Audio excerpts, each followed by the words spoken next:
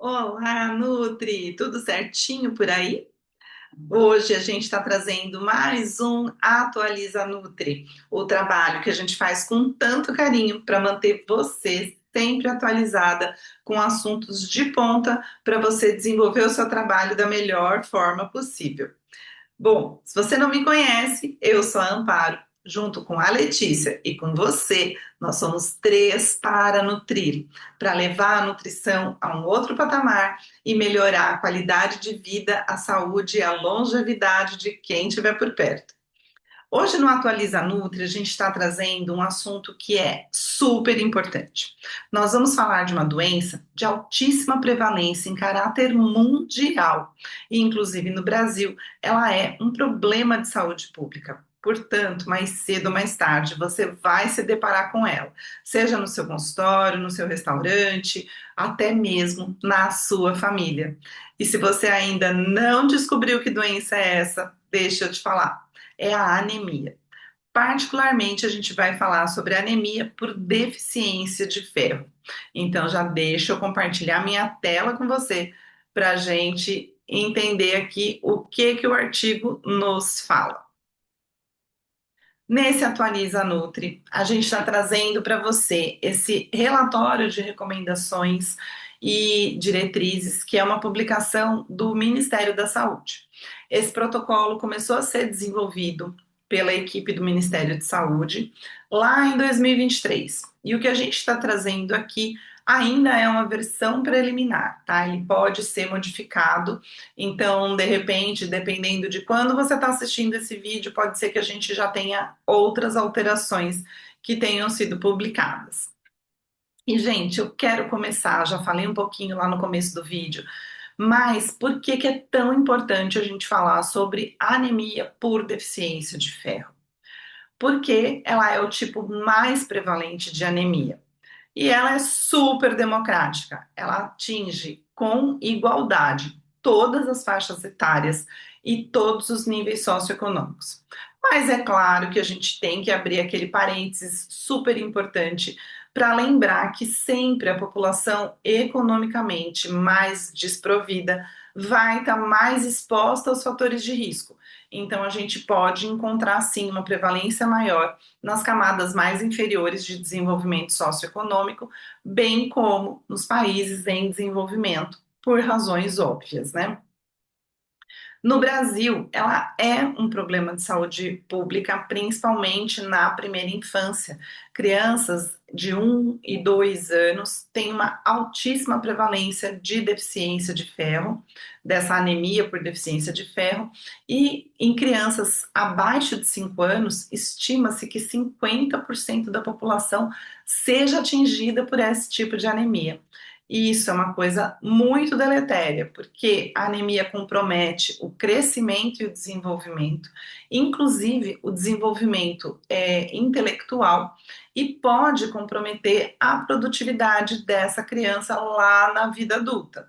Então, é uma doença realmente para se colocar olhar, foco e pensar no desenvolvimento de políticas públicas para atuar nessa condição, né? Como que a gente, em pleno século XXI, tem 50% das crianças, né, atingidas por por essa doença. Bom, gente, a definição, opa, passei. A definição, a anemia, ela é definida por uma baixa de hemoglobina. E essa baixa de hemoglobina, ela é diferenciada, né? A gente trouxe aqui esse quadro que é do próprio artigo. Então, é para mostrar o quê? Que a hemoglobina, ela tem faixas de definição diferentes por idade, tá? Então, a gente tem aí uma faixa para recém-nascido, que é até 30 dias de vida, para crianças também nas diferentes infâncias, né? Homens, mulheres e gestantes. A gente não tem um parâmetro definido diferente para idosos, mas isso é alguma coisa que vem sendo estudada também. E aí a gente tem também essa diferença por sexo, né? Então, por exemplo, vamos pensar numa população adulta, a gente tem para homens valores de referência de hemoglobina de 14 a 18 gramas por decilitro e valores para mulheres de 12 a 18 gramas de hemoglobina por decilitro de sangue. Então, valores inferiores a esse valor mínimo do valor de referência vão determinar a presença de anemia e provavelmente essa anemia é por deficiência de ferro. E é importante fazer um parênteses aqui. Alguns laboratórios podem ter algumas pequenas diferenças nos valores de referência. Então é sempre bom você usar o valor de referência que vem no seu exame, né? Não fica gastando seus neurônios tentando decorar todos esses números, tá? É mais importante decorar o que eles significam. E quais são as principais causas da anemia por deficiência de ferro? A principal causa, né, a mais óbvia possível, é a deficiência de ferro na alimentação. E isso pode acontecer porque, principalmente, os alimentos, né, que são as maiores fontes de ferro são alimentos caros. E logo a gente linka lá com a população de menor poder aquisitivo, que vai ter uma tendência a apresentar essa doença com mais intensidade. Mas, como eu falei, a anemia por deficiência de ferro ela é muito democrática e ela atinge todas as faixas socioeconômicas. Pode acontecer também alterações no metabolismo de ferro, tá? E acontecerem perdas sanguíneas. Então, é comum, por exemplo, a mulher na idade fértil que tem um ciclo menstrual muito intenso, ou uma pessoa que está com algum sangramento oculto, principalmente no trato digestório, ou a pessoa que sofreu um trauma muito grande, um acidente, foi atropelada, né? Enfim, a gente tem aí diferentes causas de perdas sanguíneas a serem sempre estudadas. A gente pode ter as causas, elas são divididas então em fisiológicas e nutricionais. As causas fisiológicas, elas podem envolver tanto a gestação como o parto e o puerpério. A gestação é um momento de grande risco de desenvolvimento de anemia, porque a gente tem o feto consumindo todas as reservas maternas e a gente também pode ter, aliado a isso, uma baixa ingestão de alimentos fontes, por conta do enjoo, das alterações hormonais que acontecem e também a perda de sangue que acontece no parto. No puerpério, isso então vai causar um leite, né, uma produção de leite com menor aporte de ferro e aí resultando na deficiência de ferro no recém-nascido e na criança. Bom, lactentes, né, que é o que eu acabei de falar, os lactentes, as crianças pequenas, também podem ter aí, por conta, né, de fatores fisiológicos, uma deficiência de ferro, principalmente se eles estiverem naqueles estirões de crescimento. Então, a gente tem momentos do crescimento normal, onde ele acontece de uma forma mais rápida, e aí a gente tem uma perda das reservas, né, e se elas não forem repostas, a gente acaba desenvolvendo ou vendo, né, o quadro de anemia nesses momentos, nessas crianças. Nutricionalmente, o que que pode ser uma causa dessa anemia? Primeira coisa, uma dieta com baixa disponibilidade do ferro M, que é o que a gente já comentou, né? O ferro, lembra? O ferro tem o M e o não M. O ferro M, ele é veiculado principalmente por fontes de origem animal. Então, todos os tipos de carne, mas principalmente carne vermelha, né, carne de gado, carne de carneiro, vísceras, fígado, moela, etc. E o próprio sangue, né? Apesar que o sangue ele não é comercializado, não é permitida a comercialização de sangue é, diretamente aqui no açougue, né? Então, a dieta, ela é a principal causa nutricional de deficiência, né? Uma dieta inadequada. Outra coisa, assim, que é algo que a gente precisa observar, nós nutricionistas também, o alcoolismo ele vem sendo tratado como um grande problema de saúde pública e o consumo abusivo de bebidas alcoólicas, ele acaba com os estoques de ferro, então gerando aí uma anemia por deficiência de ferro. Outra coisa particularmente em idosos, a gente pode observar uma reduzida ingestão das principais fontes. A maioria dos idosos tem dificuldade de consumir carne porque tem dificuldades de mastigação e também de digestão. Além da questão das fontes de ferro, a questão de diminuir a variedade de alimentos dentro da dieta. Por quê? Para anemia, nem tudo é ferro. A gente precisa pensar no ferro, na cadeia toda de nutrientes que a gente utiliza para fazer a sua absorção, transporte e aproveitamento. Continuando aqui com as causas nutricionais, a gente também tem elementos que interferem na absorção do ferro.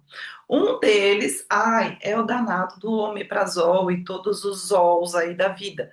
Então, é muito comum a gente ver pacientes utilizando esses antiácidos, essas bombas inibidoras de prótons, de forma crônica, quando a indicação dessa medicação é por um tempo limitado e muito curto.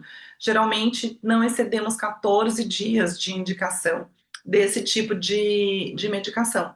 Mas com o uso crônico, ocorre uma diminuição da produção de elementos necessários para a absorção e aproveitamento do ferro. Então, o paciente que chega com a utilização desse tipo de medicação de forma muito contínua, ele com certeza tem deficiência de ferro.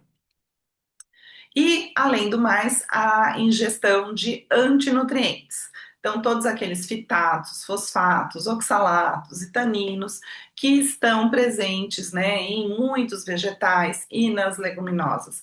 A falta de técnicas dietéticas adequadas para o preparo e armazenamento desses alimentos pode gerar uma deficiência de ferro por conta de um alto consumo deles, interferindo então na absorção e no transporte deste mineral. E que mais pode acontecer? Crianças com excesso de lácteos na sua dieta. É muito comum a gente valorizar demais o leite na alimentação da criança, principalmente a criança pequena, né, a criança abaixo de 5, 6 anos. O leite de vaca, ele vai diminuir a biodisponibilidade do ferro na dieta. Então, é importante que o consumo de leite seja orientado na quantidade, na frequência e no momento certo, né, que ele seja consumido longe do consumo dos alimentos fontes de ferro, para que também o cálcio presente no leite não interfira na absorção do ferro, ok? Essas são causas nutricionais bastante comuns. Além das causas fisiológicas e nutricionais, a gente pode ter causas patológicas, que vão estar relacionadas de maneira geral às perdas de sangue. Então, sangramentos em geral, né, seja por corte, por trauma, né, por N coisas, sangramentos uterinos, seja pelo ciclo menstrual normal, seja pela presença de miomas, por exemplo, que podem causar sangramento intenso, algum tipo de sangramento que pode acontecer no trato gastrointestinal, tanto por conta de presença de úlceras, presença de tumores, ou até alguns parasitas que a gente vai falar daqui a pouco, presença de sangramento do trato respiratório ou urinário e as parasitoses que eu acabei de falar, né? Podem causar sangramentos importantes e, inclusive, interferir na absorção de ferro e até de outros nutrientes. Além disso, a gente tem outros medicamentos, né? Além dos antiácidos e inibidores da bomba de prótons, a gente tem outros medicamentos que também interferem muito negativamente na absorção do ferro. E um deles, que infelizmente é amplamente utilizado, são os analgésicos à base de ácido acetil salicílico. Outra coisa que as pessoas usam muito também, sem moderação, né? São os anti-inflamatórios não esteroidais, com menos frequência os anticoagulantes. Então, esse conjunto, né, a interação desses medicamentos no metabolismo interfere na absorção e no aproveitamento do ferro. A doação de sangue pode ser uma causa, não é comum, porque geralmente a pessoa que doa sangue, ela se recupera num tempo relativamente rápido, e outras condições, como cirurgias, né, uma gastrectomia, uma gastroplastia, uma cirurgia bariátrica, e problemas crônicos, como presença de insuficiência renal, insuficiência hepática, que vão causar aí uma hemólise crônica, né, uma quebra da hemoglobina de forma anormal. Claro, problemas como leucemias, questões que envolvem aí o funcionamento da medula celular e da produção das células também podem causar anemia, mas aí já não é anemia por deficiência de ferro. A anemia é uma doença muito complexa, né, pessoal? Então, assim, a gente, por ela ser muito prevalente, a gente acaba tratando como uma doença simples, comum, mas na verdade ela tem muitas facetas. E falando então dos principais sintomas da anemia por deficiência de ferro, é importante a gente lembrar que a pessoa pode conviver com uma anemia leve, né, ter pouca alteração no hemograma, na quantidade de hemoglobina do hemograma, e conviver com isso de forma assintomática por anos, né? E essa anemia não tratada, ela pode evoluir ou não, e até chegar nos sintomas. Um dos principais sintomas relatados, apesar de estar quase aqui embaixo da lista, é o cansaço, a apatia, né, uma certa indiferença, a pessoa pode ter até sintomas parecidos com uma depressãozinha leve. Não tem vontade de fazer as coisas, não tem alegria na vida, tem dificuldade para dormir, depois tem dificuldade para acordar.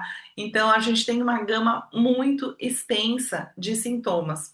Mas o cansaço, a apatia, a insônia são geralmente um dos principais sintomas relatados pelos pacientes.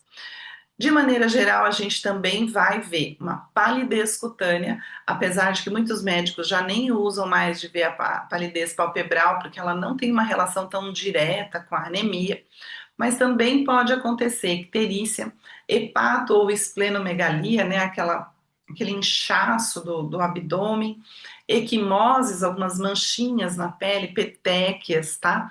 E sudorese após esforços, mas sudorese mesmo, tá? E falta de ar.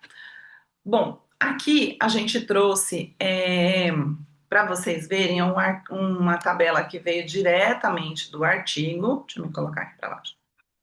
Com as principais causas, né, Opa, perdão. As principais causas da anemia por faixa etária. Porque conforme as pessoas vão crescendo, elas vão se expondo realmente a diferentes fatores de risco, e óbvio que tudo isso vai mudando, então, as causas do aparecimento da doença. Então, crianças menores de 7 anos, a questão da primeira infância, o crescimento acelerado, alimentação deficiente ou algum sangramento oculto. Essas são as causas mais comuns. As mulheres em idade reprodutiva podem ter uma perda anormal de sangue no ciclo menstrual, né? Ou também, com menos frequência, algum tipo de sangramento no trato digestório. Gestantes. Geralmente, a anemia por deficiência de ferro está relacionada a fatores da própria gestação, como hemodiluição, ou um fator hormonal, ou a falta de consumo de alimentos por conta do enjoo, né? Ou até de vômitos, né, presentes, principalmente no primeiro terço, né, no primeiro trio de meses da gravidez. As mulheres no pós-menopausa e os homens, em geral, apresentam essa deficiência por sangramentos a serem investigados no trato gastrointestinal. Então, já vimos, né, a epidemiologia da doença, as principais causas, o diagnóstico, né, e como que a gente vai fazer a abordagem terapêutica. Olha, considerando que a anemia é uma doença bastante complexa, o ideal é que a abordagem terapêutica seja multiprofissional. Então, a primeira coisa que precisa ser feita, e isso é feito pelo médico, é a identificação da causa. Porque uma coisa é a gente ter uma deficiência de ferro porque a gente não consome alimentos. Outra coisa, né, outra abordagem vai ser feita no caso da presença de sangramento ou de alguma outra questão fisiológica, até mesmo de uma parasitose, né? Então a gente precisa do médico para fazer a prescrição adequada, né? O adequado rastreamento da causa e a adequada prescrição da abordagem terapêutica. Em geral, em geral não, é necessária a reposição do ferro via suplementação e alimentação. e a resolução de todas as outras causas que eventualmente estiverem relacionadas a essa anemia. E como é então a nossa parte, né? O que fazer? Qual é a nossa conduta nutricional diante de um paciente com anemia por deficiência de ferro? Primeira coisa que a gente tem que ter muito, mas muito claro mesmo, né? É que a dieta sozinha não é capaz de resolver este quadro. Então, a gente precisa da suplementação. E aliada à suplementação, a gente precisa de uma educação nutricional bastante eficiente para que a dieta atinja uma adequação do porte de fontes de ferro M, que são as fontes animais. E se a gente estiver diante de um paciente vegetariano, por exemplo, conseguir fazer a adequação das fontes de ferro não M com os nutrientes necessários para o total aproveitamento desse ferro, melhorar o aporte total de proteínas e melhorar o aporte de vitamina C. E veja, gente, o aporte de vitamina C é o que está mencionado lá no artigo, mas eu particularmente quero te lembrar que o metabolismo de ferro envolve muitos outros minerais e principalmente outras vitaminas. Então a gente tem que adequar todo o complexo B, magnésio, né, para fósforo, para a gente conseguir aproveitar o ferro de forma plena. Então não dá para pensar na anemia só em ferro e vitamina C. A gente tem que usar de uma dieta equilibrada, com fontes proteicas adequadas, regularizar o peso, pensar sempre no contexto geral, né? A alimentação é um prato completo, não é um alimento ou um nutriente. E também, né, lembrando que a gente tem coisas que interferem, né, na absorção do ferro, então é importante que a gente controle aí o consumo de elementos que distraem, né, o metabolismo do ferro, como os fitatos, oxalatos, aí que a gente já comentou, presentes nas verduras, nas leguminosas, usar técnicas dietéticas adequadas e os medicamentos, né, aí os óis da vida que interferem no metabolismo, na absorção do ferro. Coisas importantes que a gente tem que lembrar aos nossos pacientes é não misturar, por exemplo, fontes de cálcio com e chá, né, que são fontes de tanino, numa refeição. Então, o leite e o chá não são líquidos adequados para a gente indicar numa grande refeição, onde a gente vai ter um aporte, né, nas refeições principais, que a gente vai ter os principais aportes de ferro. Evitar cereais integrais, chocolate como sobremesa, principalmente no período do tratamento, tá? Com a suplementação. Porque o paciente sofre um pouco, né, com esse tratamento medicamentoso e precisa valer a pena, né? O principal público-alvo do tratamento medicamentoso e de todas as ações de profilaxia são crianças menores de 5 anos, gestantes, particularmente as adolescentes que estão muito, muito em risco de desenvolver anemia por deficiência de ferro e os idosos. E como é que é o tratamento medicamentoso? Em geral, é a administração oral de algum tipo de suplemento de ferro.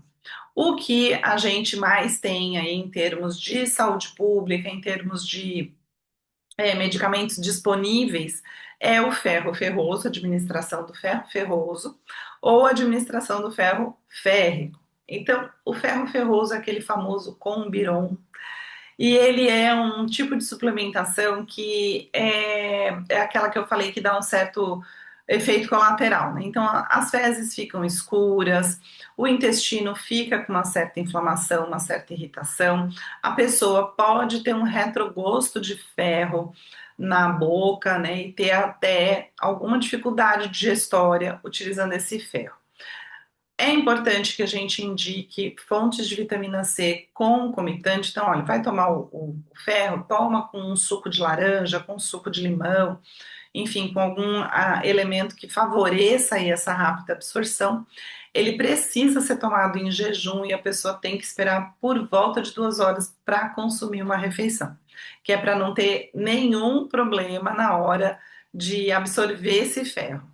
Já o ferro férrico, ele tem um pouco menos de efeitos colaterais, mas os cuidados na tomada são os mesmos. Geralmente eles podem ser quelados, por exemplo, com algum aminoácido que favorece a absorção dele, e ele tem a questão de ser um pouco mais caro. Existem outras formas de ferro para suplementação via oral, mas em geral as mais utilizadas são essas duas. E a gente pode precisar da administração de soluções de ferro via parenteral em casos graves, mas isso vai ser indicado pelo médico, vai ser utilizado numa situação de hospitalização e a gente vai precisar acompanhar os exames, enfim, geralmente, quem está tomando ferro via parenteral, está realmente hospitalizado numa condição grave, numa UTI, e provavelmente não está comendo via oral, tá? A partir do momento que a gente começa, né, esse tratamento, a gente precisa monitorar como é que estão sendo os resultados, certo? Então, numa primeira fase, nosso principal objetivo é regularizar os valores de hemoglobina no hemograma, e isso pode levar de 1 a 2 meses em média. Algumas pessoas, principalmente crianças em fase de crescimento, podem ficar nessa luta aí por até 6 meses.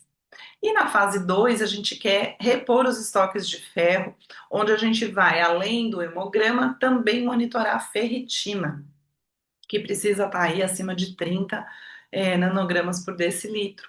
E isso pode também levar, né? É a fase seguinte. Primeiro a gente regulariza o hemograma, depois a gente regulariza os estoques através da avaliação da ferritina. Então, isso pode levar aí de 2 a 6 meses em média, mas se a gente teve, por exemplo, uma criança que demorou 6 meses para fazer a normalização do hemograma, a gente pode ter aí mais uns 3 a 6 meses de novo para regularizar os estoques via ferritina.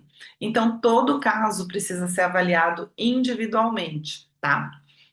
E se você quiser saber um pouquinho mais, né, sobre hemograma, sobre os outros componentes do hemograma e sobre como interpretar cada um deles, eu te convido a conhecer o nosso e-book Hemograma sob o ponto de vista nutricional. A gente vai deixar o link aqui embaixo na descrição ou você pode pegar lá no nosso Instagram. E eu já aproveito também, gente, para falar uma coisa bem legal. O nosso objetivo é chegar em 1.000 seguidores em 6 meses, e para isso eu preciso pedir a sua ajuda. Deixa aqui um like, coloca um comentário, segue o nosso canal. Você está vendo que a gente faz um conteúdo com carinho, né? Para você ter informações de qualidade. Então ajuda a gente, vai, segue o canal, clica nas notificações. Toda semana a gente tem um Atualiza Nutri aqui para você. Aproveita e deixa nos comentários que tema você quer que a gente traga. Vamos continuar falando sobre o monitoramento do tratamento. Gente, a gente tem aqui uma série de sintomas, é um outro quadro que veio diretamente clonado do artigo. Então, uma série de sinais e sintomas e o tempo médio que a gente tem para ele ser resolvido, tá? Vamos falar, por exemplo, né, da questão da fadiga, que, como eu comentei, é uma das principais queixas que o paciente traz. Em geral, na primeira semana, ele já consegue sentir melhoras nessa queixa, tá? Em torno de uma semana já dá, melhora o humor, melhora a disposição, melhora o sono, né? A sensação de bem-estar também acompanha isso. E outros sintomas, vocês podem ver que vão melhorando aí bem rapidamente. A anemia, quando a gente dá o tratamento correto, adequado, dentro da abordagem indicada, ela vai dar uma reversão aí de sintomas de forma muito rápida, tá? Aqui, acho que ficou um pouquinho pequenininho, mas a gente tem é, um monitoramento, não medicamentoso, laboratorial, né? Tempo para fazer o monitoramento laboratorial. Então, não adianta também ficar fazendo o hemograma a cada semana. É bom a gente esperar aí de 2 a 3 meses para repetir o exame e ver se tudo foi dando certo, tá? E aí, gente, ó, acabamos por aqui. Deixa eu interromper o compartilhamento. Tô aqui de novo eu com vocês. Muito obrigada se você assistiu esse vídeo até aqui. Deixa um comentário, como eu já falei, assina o canal, deixa o like, compartilha com os amigos, não fica com esse conhecimento só para você, tá? Eu vou ficando por aqui. Um beijo, fiquem com Deus e até o próximo Atualiza Nutri. Tchau!